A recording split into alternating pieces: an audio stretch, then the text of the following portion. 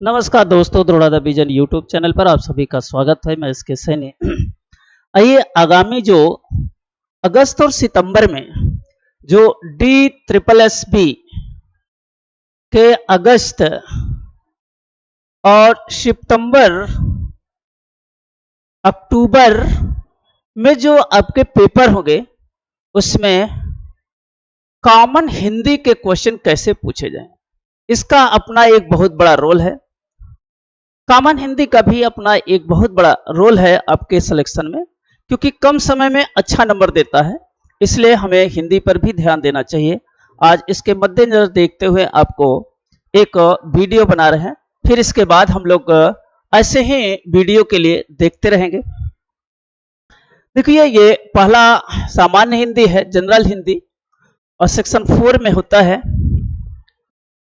तो हम लोग जो है 20 क्वेश्चन को देखेंगे और पूरे हिंदी के सिलेबस से रहेगा, चाहे वर्णमाला हो, संज्ञा हो, सर्वनाम हो, समास हो, संधि हो, कुछ भी हो। यहां पे हम लोग पहला क्वेश्चन देखते हैं।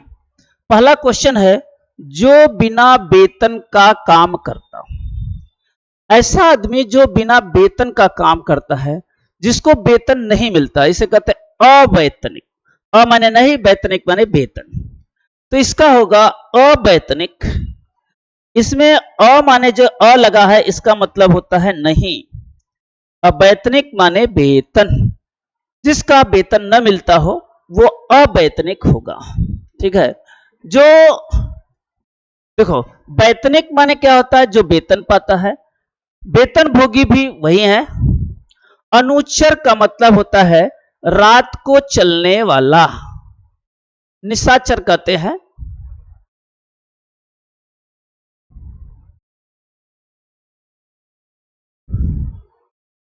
अनुचर है जो चलते हैं रात को। चर माने चलने वाला, अनुचर रात को चलने वाले को अनुचर कहते हैं। तो इस क्वेश्चन का जवाब आपको आएगा डी, अवैतनिक, जो बिना वेतन का काम करता हो। इसके बाद क्वेश्चन नंबर 82।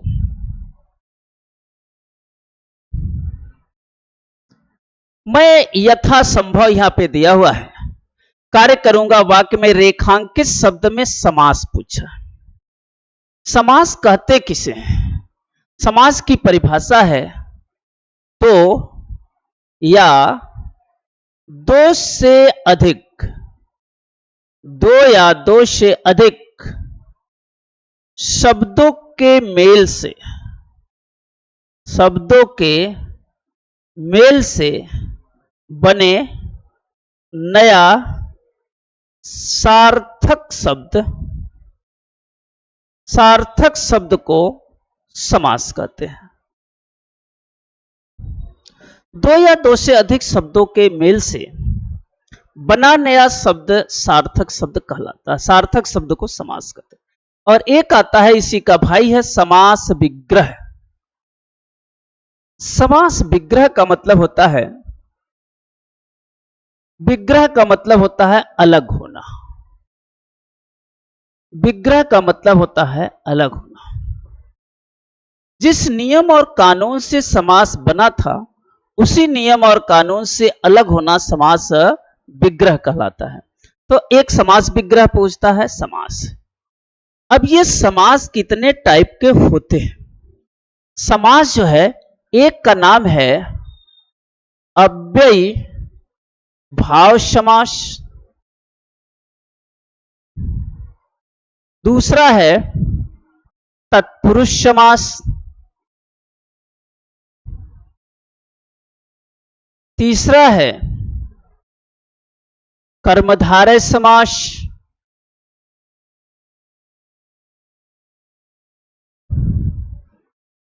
चौथा है द्विगु समास, द्वंद्व समास, और इसके बाद है बहुब्रीहि समास। इतने प्रकार के समास होते हैं। सबको पढ़ाना डिटेल में थोड़ी मुश्किल होगा, क्योंकि ये एमसीक्यूज क्लासेस चल रहा है आपका। इसके लिए अलग से आपको वीडियो बनाकर दे दिया जाएगा, पढ़ेंगे आराम से। उसी में से पूछा जाएगा जिसमें पढ़ाया जा रहा है। जो चीज पढ़ाया जा रहेगा उससे बाहर कुछ नहीं पूछेगा। और ऐसे के लिए आप रेडी हो जाइए। देखो यहां पे अब चारों के बारे में व्याख्या कर रहा है। यहां पे दिया है द्विगु समास, कर्मधारय, तत्पुरुष और अव्ययी भाव। देखो द्विगु समास में क्या होता है, संख्यावाचक होता है। वाचक माने बोलना, संख्या माने संख्यावाचक।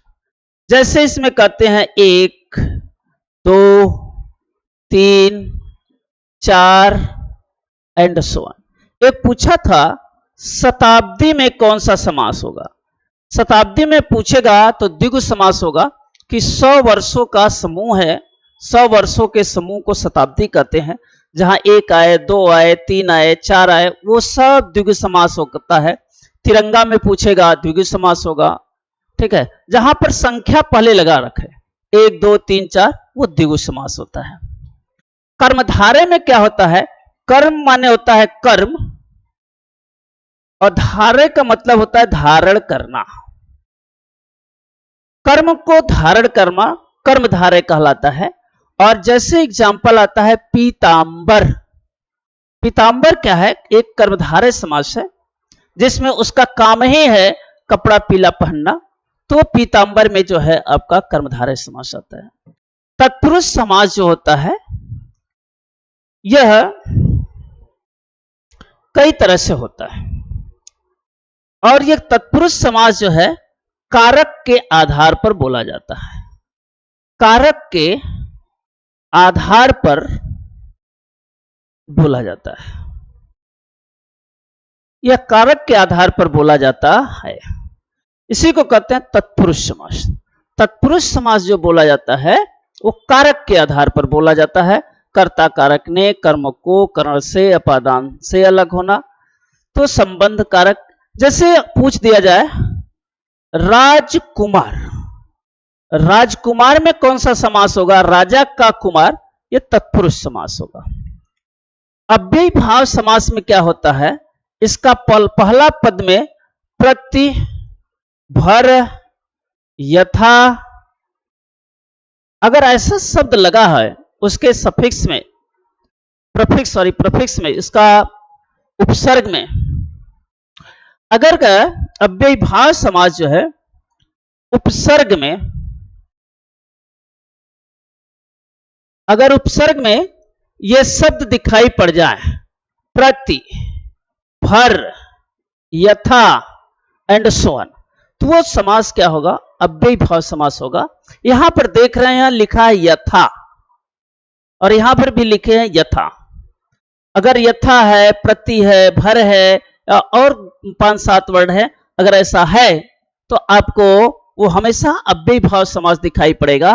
तो यथा संभव में पूछ रहा है कौन सा समास होगा, अव्ययी भाव समास होगा।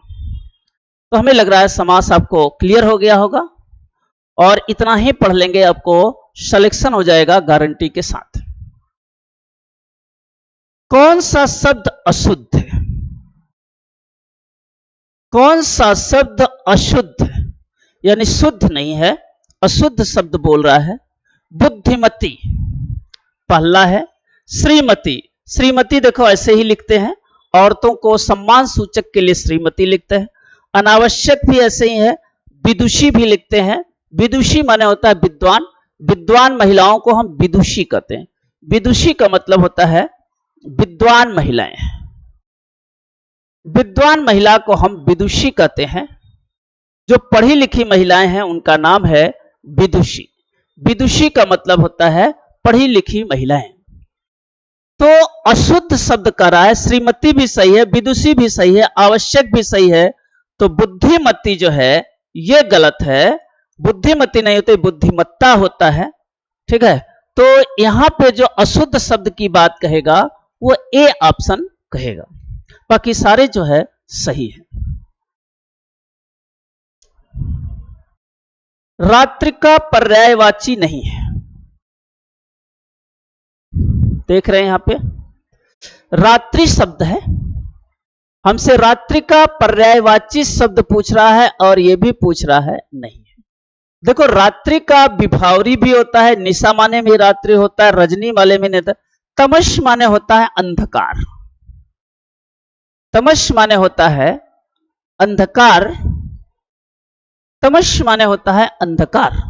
तो रात्रि का पर्यायवाची शब्द नहीं होगा, क्या नहीं होगा, तमस नहीं होगा, जिसका मीनिंग होता है अंधकार। तो इसका जो ऑप्शन सही होगा वो ऑप्शन बी सही होगा। अगला क्वेश्चन है, वह सोमवार को आएगी, वाक्य में कौन सा कारक है? अभी कारक पूछ रहा है, आपको यहां पे कारक याद होना चाहिए। कर्ता कारक ने, कर्म को, कर्ण से, अपादान से अलग होना, ठीक है, और इसका संबंध है, कारक है, फिर जो है आपको, ठीक है, इस तरह से कारक आपको याद होना चाहिए। अपादान, अधिकरण और संबंध। वह सोमवार को आएगी, सोमवार को आएगी, यानी इस को का प्रभाव किस पे पड़ रहा है, सोमवार को पड़ रहा है और कर्ता पर पड़ रहा है, और इसीलिए इसे हम कहते हैं अधिकारक। अधिकारक वो होता है जिस कारक का प्रभाव कर्ता पर पड़ता है वह अधिकारक होता है। और यहाँ पे सोमवार जो है का प्रभाव को है, सोमवार को यानी अधिकरण होगा, कर और अपादान और संबंध और कर्म कारक, ये सबको आपको याद होना चाहिए। कर्ता कारक ने, कर्म को, ठीक है, कर्ता कारक ने, कर्म क्या होता है, को। अपादान होता है से अलग होना। संबंध कारक में आएगा का, के, की, ना, ने, नी और रा, रे और री। ये कारक आपको याद होना चाहिए। अधिकरण माने होता है अधिकारक यानी अधिकरण। अधिकरण मतलब होता है में या पर। तो इसका जो संबंध है सोमवार को है, उस पर है संबंध है। को का संबंध सोमवार से देता है, अधिकारक सोमवार पर उसका रिलेटेड है, इसलिए ऐसे कारक को हम क्या कहेंगे, अधिकारक कहेंगे। प्रत्याहार शब्द में उपसर्ग, अब समझेंगे। पहले उपसर्ग किसे कहते हैं?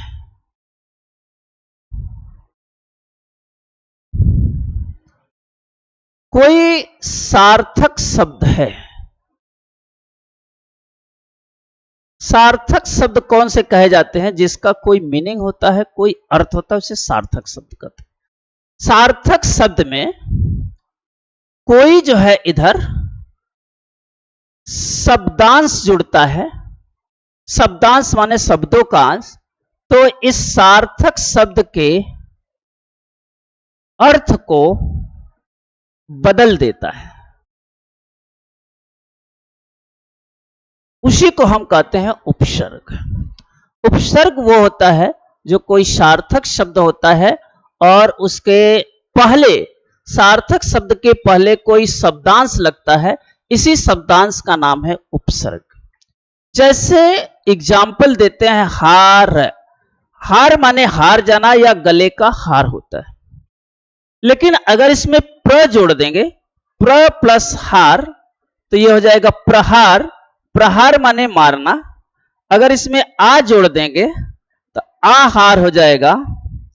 आहार माने भोजन हो जाएगा। इसका मीनिंग ही बदल गया, इसीलिए इन जो जुड़ रहे हैं इनका नाम है उपसर्ग। और ऐसे प्रत्यय भी होता है। सार्थक शब्द के बाद में लगने वाले शब्द को क्या कहेंगे? प्रत्यय कहेंगे। तो यहां पर हमसे उपसर्ग की बात कर रहा है। उपसर्ग में देखो यहां पर दिया है प्रत्यय और प्र और प्रा। देखो यहां प्रत्याहार दिया हुआ है, और अभी बताए थे हार में प्र जुड़ेगा तो प्रहार हो जाएगा। अगर ये प्र जुड़ेगा तो प्रहार हो जाएगा, प्रत्याहार नहीं होगा। प्रा जुड़ेगा तो प्राहार हो जाएगा। अ जुड़ेगा तो देखो अ तो जुड़े ना गए, अहार गलत हो जाएगा, आ जुड़ता है। यहां पर प्रत्याह प्लस हार जुड़ेगा, प्रत्याहार हो जाएगा। इस हार में प्रत्यय जुड़ेगा, क्या होगा? प्रत्याहार हो जाएगा। तो इसका जो सही ऑप्शन आएगा वो ए ऑप्शन देखने को मिलेगा।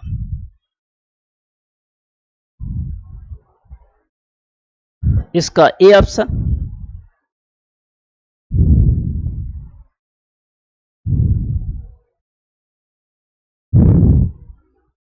कभी शब्द में उपयुक्त बहुवचन से रिक्त स्थान क्यों भरिए। देखो वचन दो होते हैं, एक वचन और बहुवचन। एक वचन से एक चीज का बोध होता है और बहुवचन से बहुत सारी चीजों का बोध होता है, इसी को कहते हैं वचन। हमें वचन देखना है। वचन जो है हिंदी में दो पढ़ते हैं, एक का नाम है एक वचन और दूसरे का नाम है बहुवचन।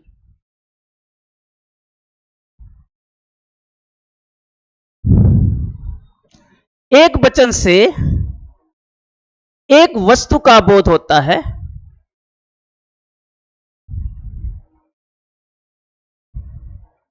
एक वस्तु का बोध होता है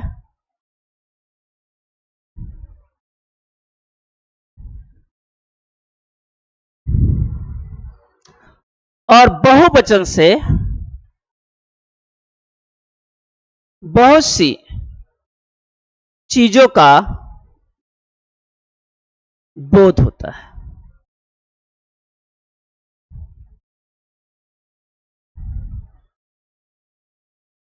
जैसे कहते स्टूडेंट, छात्र, विद्यार्थी, संसद, ये सब बहुवचन हो गए। बहुत सारी चीजों का बोध होता है। जब एक वस्तु का बोध होता है एक वचन, बहुत सारी चीजों का बोध होता है बहुवचन। हमें यहां पे बहुवचन के रूप में देखना है, लेकिन कुछ अपवाद होते हैं, अपवाद स्वरूप भी देखना है। जैसे कभी जो है, कभी का बहुवचन कभी ही होता है। कभी का अगर बहुवचन देखा जाए तो कभी ही होता है, कभियों नहीं होगा, वो गलत हो जाएगा। देखो यहां पर दिया कभिये, ये तो गलत है। कभियों, ये गलत है। कभी का बहुवचन क्या होता है, कभी ही होता है और इसका स्त्रीलिंग होगा कवयित्री। ये भी खूब क्वेश्चन आपसे पूछता है, ध्यान रखिए। कभी का जो स्त्रीलिंग होगा कवयित्री। इसे शुद्धि और अशुद्धि में भी पूछता है, ई परिधर की मात्रा, ती परिधर की मात्रा। कभी का स्त्रीलिंग है कवयित्री। तो इस तरह से वचन, एक वचन, बहुवचन और कुछ अपवाद के लिए। इसके बाद अब हम लोग देखते हैं आगे।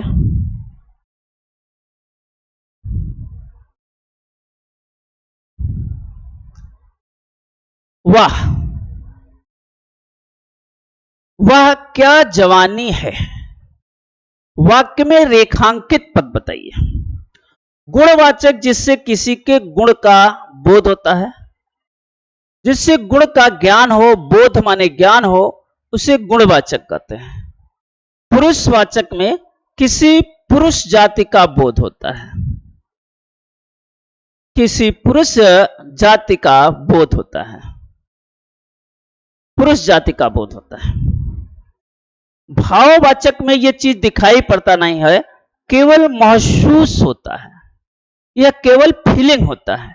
और संबोधन में क्या होता है, ऐसे होता है, ओह, हे, अरे, ऐसे संबोधन वाक्य होते हैं। संबोधन वाक्य इस तरह से होते हैं, वैसे चिन्ह लगे होते हैं। तो यहां पे जवानी है। जवानी क्या होती है, दिखाई नहीं पड़ती है, केवल महसूस होती है, केवल फीलिंग होती है। ऐसे को हम क्या कहते हैं, जिसमें महसूस होगा, फीलिंग होगा, वो क्या होगा, भाववाचक संज्ञा के नाम से जाना जाएगा। तो जवानी में जो होगा, रेखांकित शब्द जो होगा, वो भाववाचक संज्ञा के नाम से जाना जाएगा।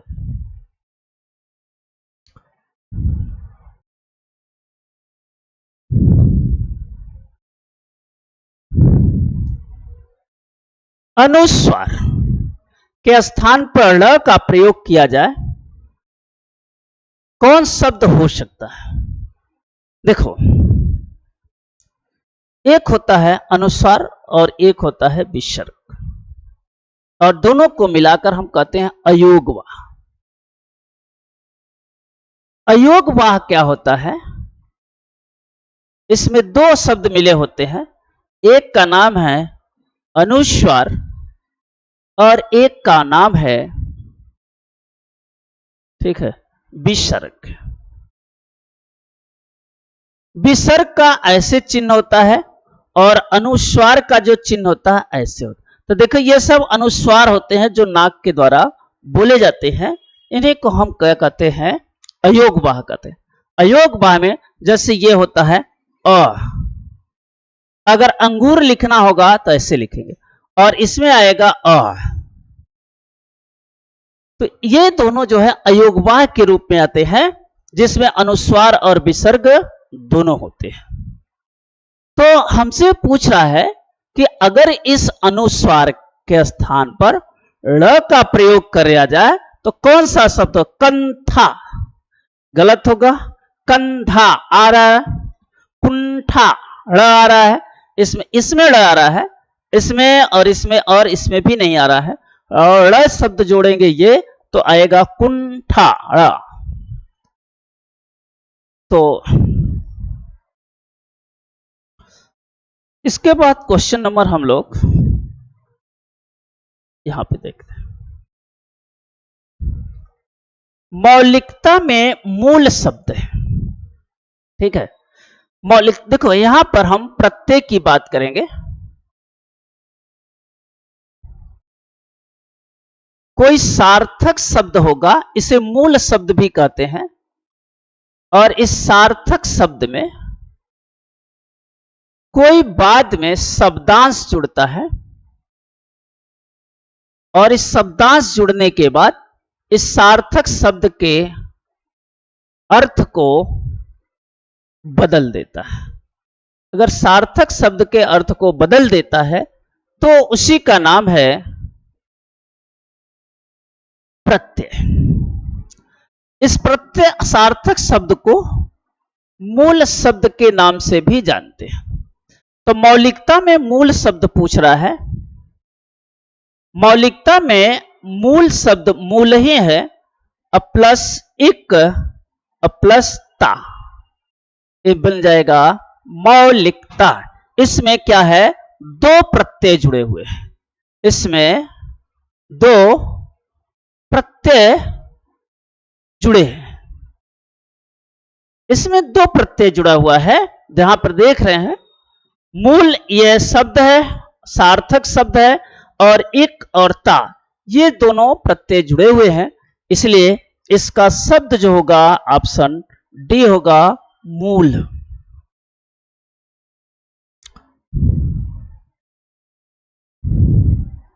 अगला क्वेश्चन फिर देखते हैं। दांत खट्टे करने मुहावरे का अर्थ है। मुहावरे का अर्थ है दांत खट्टे करना। मुहावरे का अर्थ है दांत खट्टे करना। दांत खट्टे करना मुश्किल पैदा करना नहीं, जटिल पैदा करना, आश्चर्यचकित होना नहीं, किसी को हरा देना, यह होता है दांत खट्टे करना। दांत हमने अपने सैनिकों के दांत खट्टे कर दिए, माने हमने अपने सैनिकों को हरा दिया।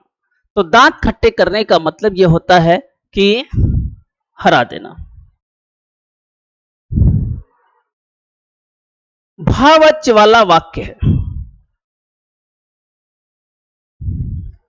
भाव माने जिसका हम महसूस करते हैं, उसे देख नहीं सकते, उसे भाववाचक कहते हैं। भाववाचक वाला वाक्य है अब चला जाए। अब चला जाए का मतलब अब चलने की टाइम हो रहा है। पाठ्य पढ़ाना अच्छी बात है, इसमें भाव कुछ नहीं आ रहा है, पाठ को पढ़ाना है और ये अच्छी बात है, इसलिए ऐसा भाववाचक कोई ऐसा नहीं है, क्योंकि पाठ है जो पढ़ा रहे हैं वो देख रहे हैं, हम पढ़ा रहे हैं, हिंदी पढ़ा रहे हैं, देख रहे हैं। तो वैसी चीजें भाव में होता है जो केवल महसूस करते हैं और दिखाई नहीं पड़ता। जो दिखाई नहीं पड़ता है उसी का नाम है भाववाचक। तुम जाकर काम कर लो, ये भी नहीं होगा। भोजन बड़ा ही स्वादिष्ट है, इसका सबसे सुटेबल वाक्य होगा अब चला जाए। अब चला जाए का मतलब क्या होगा कि ये दिमाग में आपको भाव निकल रहा है कि अब चला जाए।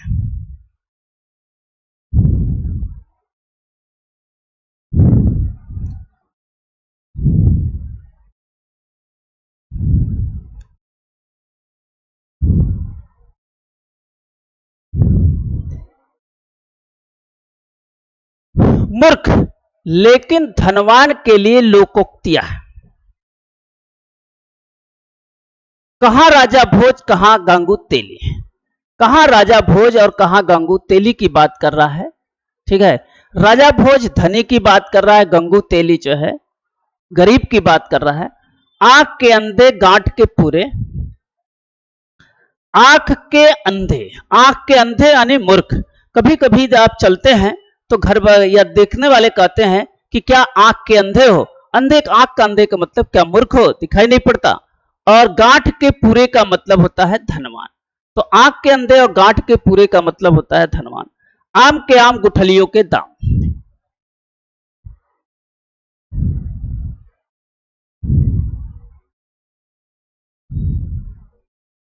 अधजल गगरी छलकत जाए।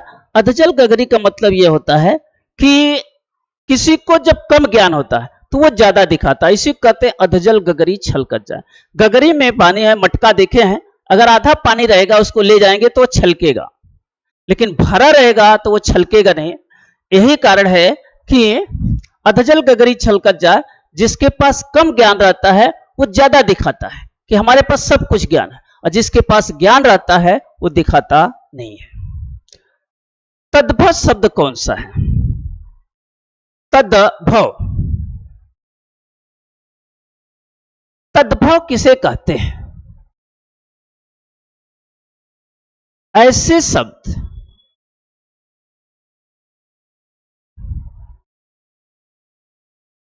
ऐसे शब्द जो संस्कृत के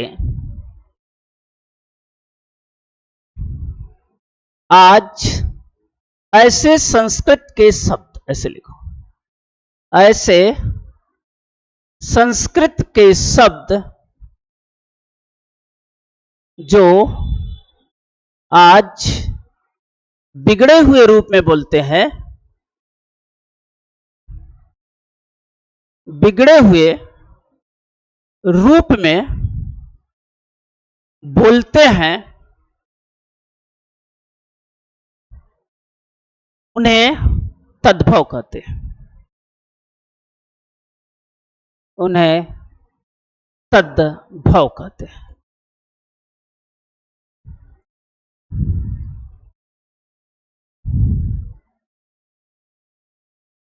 ठीक है, तद्भव माने उसका भाव आ जाए। अब यहां पे श्वेत, ठीक है, श्वेत का सफेद, हरा का हरा, कृष्ण का, ठीक है, तद्भव शब्द पूछ रहा है तो श्वेत का सफेद होता है, हरा का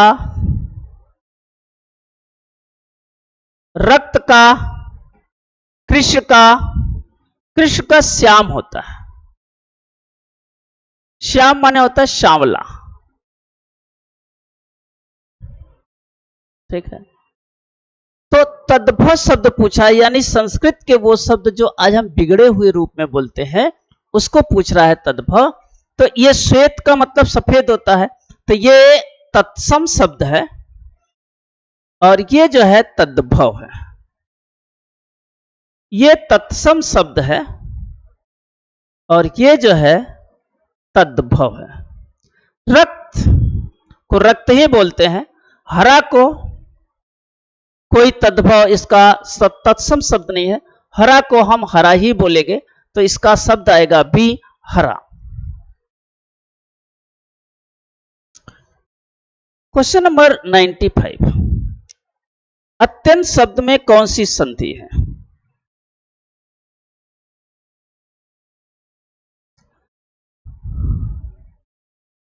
अति प्लस यत,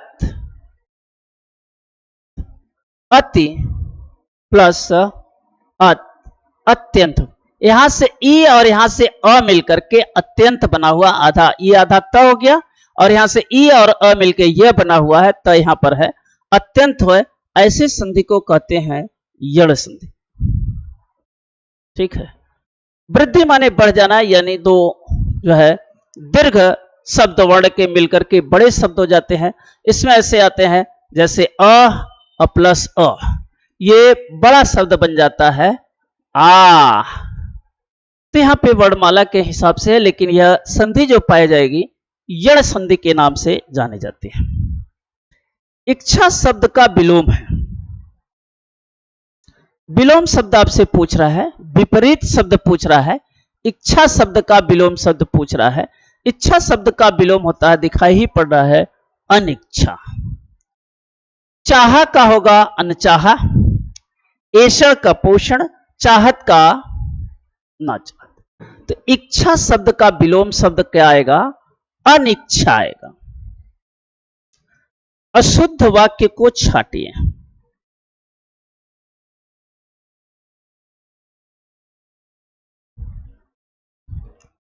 अशुद्ध वाक्य को छाटना है। सौंदर्य मोहक होता है, यह बात सही है। उन सबको बुला लीजिए, यह बात गलत है। सबको बुला लीजिए मतलब सभी को बुला लीजिए, उन सभी को बुला लीजिए, यह वाक्य गलत है। बाकी इसमें तीनों सही है।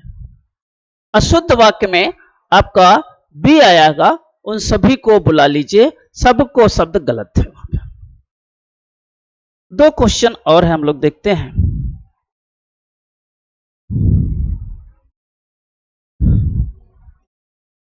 मैं और मेरा भाई दोनों ही जा रहे हैं। वाक्य में कौन सा काल होगा? देखो, जाने का काम कर रहे हैं तो ये तो वर्तमान होगा, और अभी काम पूरा नहीं हुआ है। देखो, मैं और मेरा भाई दोनों ही जा ही रहे हैं, अधूरा काम हो रहा है, अभी अधूरा है, अभी अधूरा काम हो रहा है। ये क्या कर रहा है? अपूर्ण है। अभी हम लोग जाने का काम कर रहे हैं, पहुंचे नहीं है, रास्ते में ही है। तो काम कैसा है? अपूर्ण वर्तमान काल है। वर्तमान काल तो है लेकिन अपूर्ण है। ठीक है। इसके बाद है तत्सम शब्द कौन सा है? तत्सम शब्द वो शब्द होते हैं जो संस्कृत के वे शब्द जो आज हिंदी में हूबहू बोले जाते हैं, हूबहू बोले जाते हैं, हूबहू बोले जाते हैं।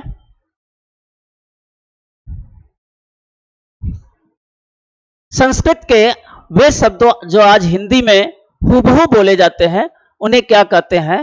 तत्सम कहते हैं। इन्हें तत्सम कहते हैं। जैसे अग्नि, उज्ज्वल,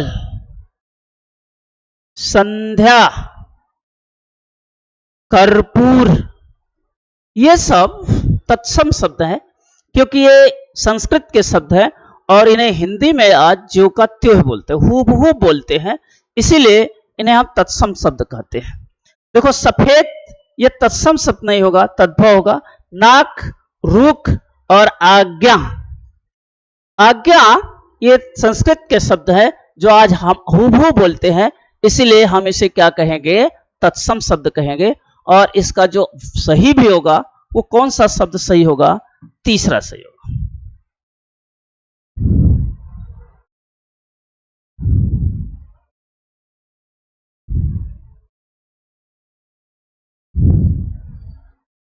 ळ वर्ग के बाद कौन सा शब्द आता है?